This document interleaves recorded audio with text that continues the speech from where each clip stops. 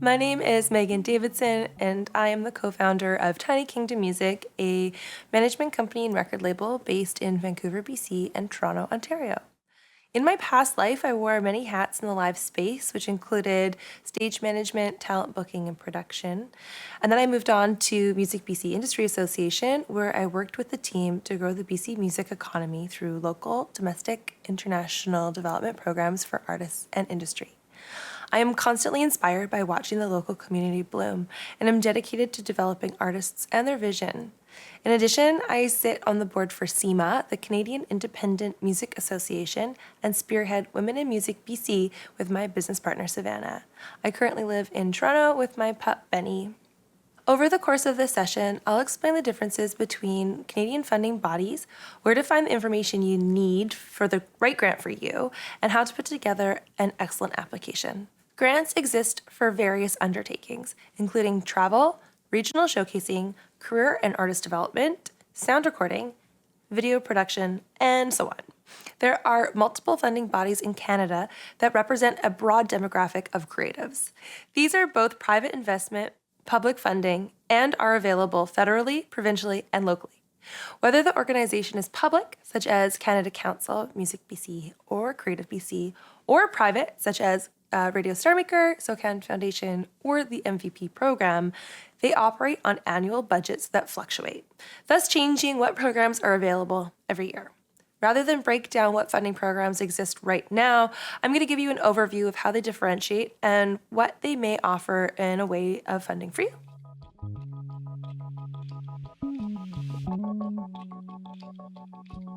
Types of funding bodies. The first and the most important is, of course, industry associations. Industry associations are member-based organizations that advocate on behalf of their membership. For example, Music BC. Each province has their own industry association with their own funding programs. Primarily, these focus on artist and professional career development and export opportunities for artists and industry professionals. For example, through Music BC, professionals and artists at various levels of their experience can access funding specifically to subsidize travel to take meetings and showcases in new markets, or if you're an artist, you can apply for funding to help you with your upcoming tour. Next is creative industry agencies. Creative BC is an agency of the provincial government that focuses on programs to increase the economic development of BC's creative industries. There are a variety of programs through Amplify, and they're targeted at the development of the BC music sector from many different sides. Artists specifically can access funding through the Career Development Program for recording, marketing, and video production. And companies can apply for funding to increase their growth and sustainability, and live music companies can also apply for funding to support live music events. Next up, we've got arts councils and cultural councils and municipal funding. I've rolled it all into one because they all kind of have the same mandates. They represent professional performing artists and companies from communities in rural and urban centers to professional performing arts companies, Indigenous artists, and cultural organizations, galleries, museums, and music festivals. They do it all.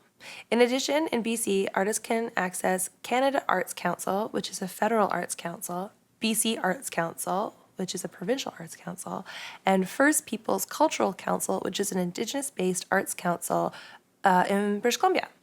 Their programs are accessible to creatives from various mediums, including, of course, music. Arts Council grants are typically project-based and focus on artistry and supporting Canadian heritage. I encourage you to look up your local municipality and your local arts council for more information on what specific grant programs they are offered in your area. These grants cover a variety of projects such as touring, sound recording, marketing, video production, and showcase funding. Okay, finally, we have private or corporate funding. These programs are not funded by the government, but are private investment, and they include Radio Star Maker, MVP Project, Showstream Foundation. I've put Factor, or the Foundation Assisting Canadian Talent on Recordings, in its own category. It is both publicly funded through Canadian Heritage and privately funded by Canada's radio broadcasters. Factor is one of the most common funding programs in Canada for emerging artists, and if you're an emerging artist, you're eligible to apply for the Juried Sound Recording Program, Artist Development Program, and Showcase Program. Music BC has a comprehensive list of these organizations on their website and shares upcoming deadlines in their weekly newsletter. It's really important for me to note that most organizations have programs that are specifically designed for underrepresented people and genres. Some examples include Radio Star Maker's Orion program, Canada Council's Creating, Knowing, and Sharing program, and on a municipal level, such as the Vancouver Music Fund. Grants are an amazing way to push your career to the next step, and applying for them is competitive. Being authentic to who you are and what you're going to do is extremely important. Don't try and change your plans to fit into a project's guidelines.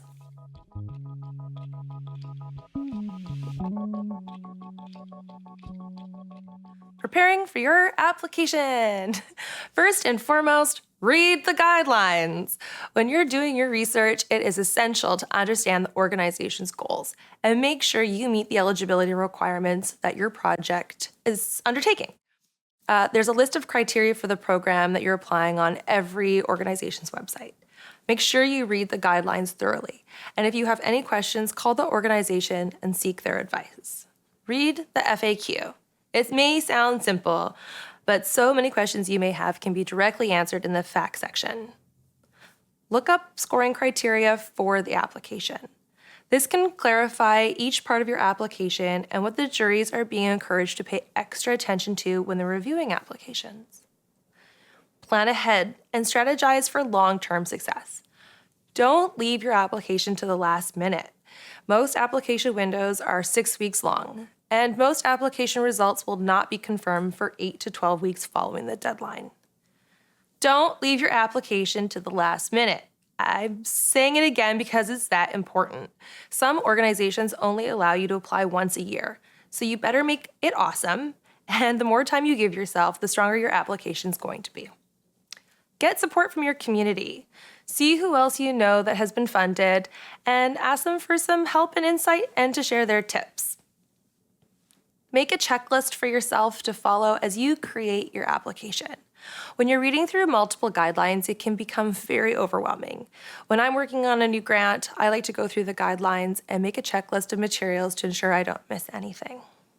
Tip! When I'm writing grants, I read through the organization's about sections on their websites. And I also read about the other programs beyond what I am applying for specifically. I want to understand the language that the organization uses and what I can reiterate in my own application. For example, Creative BC's overarching goal is to increase the economic development of the music sector. So talking about economic impact in my application is essential. How many jobs will be given and to whom? What dollar value is going back into the music sector in BC? Are you amplifying the voices of underrepresented people, creating an equitable sector?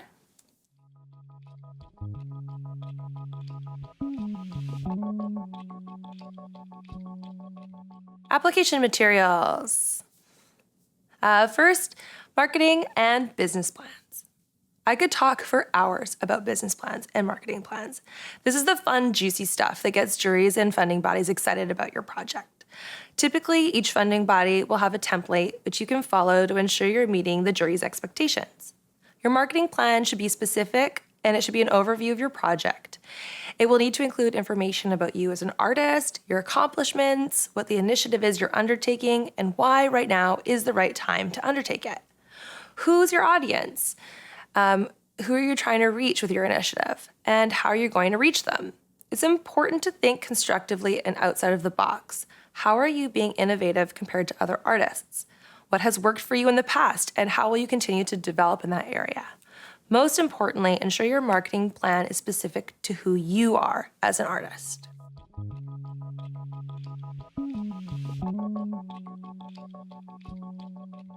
Support letters.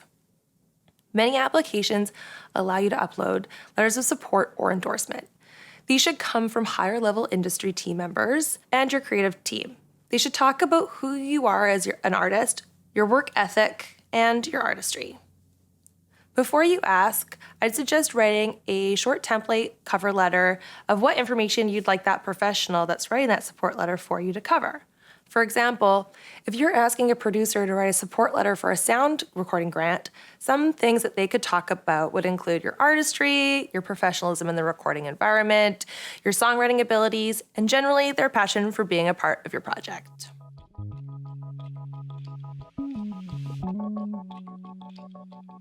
EPK. An electronic press kit is a one-page document that should be a quick reference to you, your project, and your accomplishments. Make sure you use a striking image. I always suggest something more editorial, such as a portrait shot. Hyperlink your PDF so viewers can easily access your links. Depending on the grant you're applying for, you may be able to upload links to your music, either previously released or demos of songs you wish to record. Make sure that these reflect your best work, as sometimes you can only include one track. For demos, make sure that they are clear recordings with the highest production you can capture. Also, understand the scoring criteria for the application and ensure that the demo can be translated. As an example, you could look at the Factor JSR programs whose songwriting scores are collectively the highest score in the application package.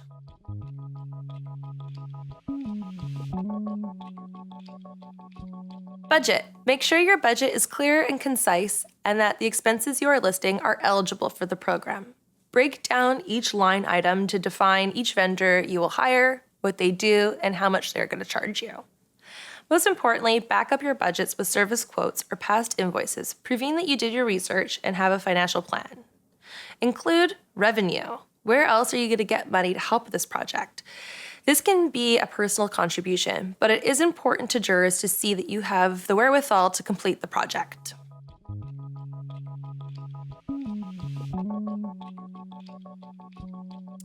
Other support documents. Maximize your application, and if you can upload additional support documents, do. These include video treatments, past touring history, or upcoming confirmed tour dates, press articles, live performance videos. Just see what they accept and upload it. As a tip, some questions to ask yourself as you're working on your application assets include, is this marketing plan realistic? Do the goals, objectives align with the initiative that you're applying for? Do you provide sufficient tour dates or confirmation dates if you're applying for a tour grant? Did you do your research? Did the listed publications, venues, radio stations match the genre and your goals? Do you have a team in place to assist you in the execution and the follow-up of the initiative? What is the benefit of the initiative that you are applying for at this stage in your career?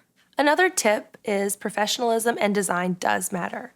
Reading 12 pages of a business plan can be pretty dry, and adding in photos and screenshots can make it a little bit more interesting. These can also offer information such as photos of you at a radio station meet and greet or performing live at a festival.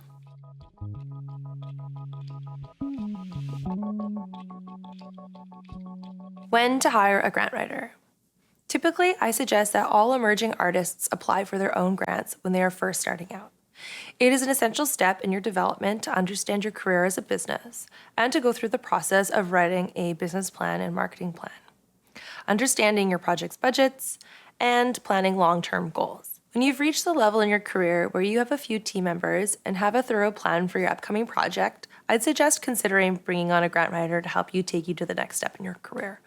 While all artists don't necessarily need to hire grant writers, bringing one onto your team can help you through more complex applications and make sure you're maximizing the funding that is available for you.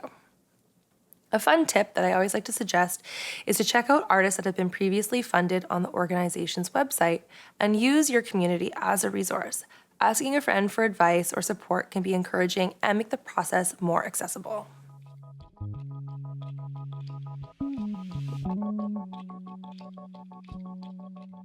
Guess what? Sometimes even grant writers don't get grants, and those emails are dreaded among us just as much as they are for our client that we're writing them for. It is important to remember first and foremost that music is subjective. Don't take jury feedback personally. It is one person's opinion. Some feedback can be really helpful when it comes to fleshing out your application's details or building out your demos.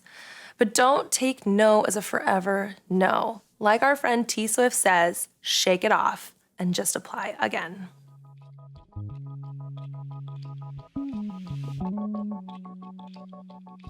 You were funded! What now? Congrats! It's a pretty exciting email to receive. Each organization will have their own contract, so make sure you read it carefully and understand the expectation of filing your completion report and accepting that money. Regardless, being organized behind the scenes is a must. Start a folder for your invoices and your proof of payments and collect them as you go. This can be a great resource to save for your end of year taxes. Understand where the money is coming from. Most grant funding is taxable income.